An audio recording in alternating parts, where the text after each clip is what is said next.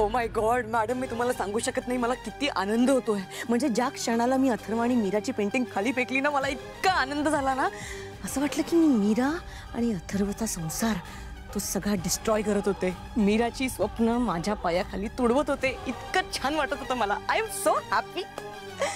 तू तिच्या खोलीत का गेली होतीस? अहो का म्हणजे? अहो तिला होणारा त्रास बघायला गेलेले मी.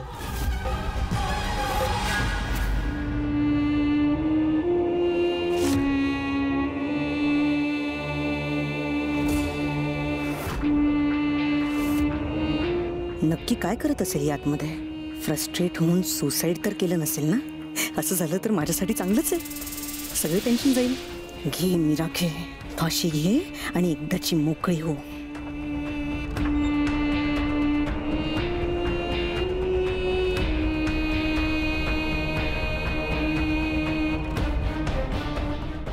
वा, हिचे तर चांगलेच रडून रडून हाल झालेले दिसत आहेत.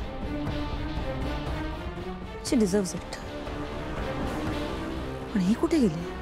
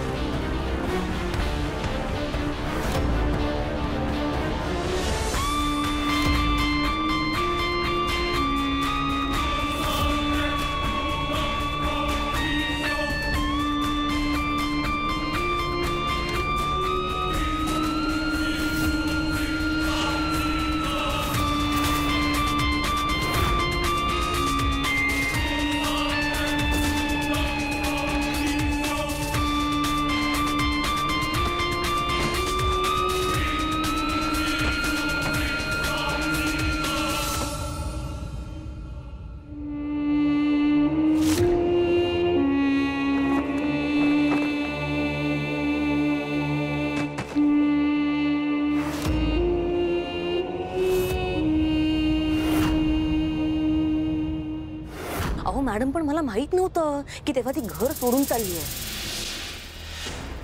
एनिवे वेज मी काय म्हणते, ही आपल्यासाठी खूप छान अपॉर्च्युनिटी आहे.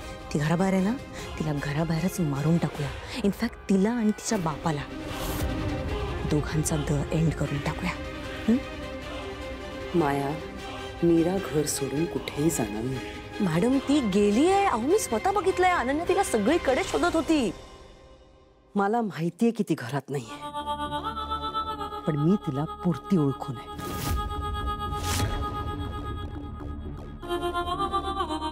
काही झालं, मीरा कधीही घर सोडून जाणार नाही.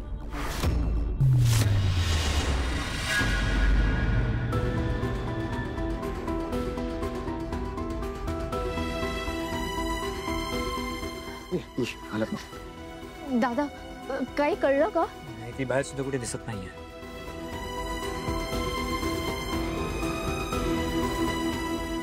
फोन लावून बघितलास का परत?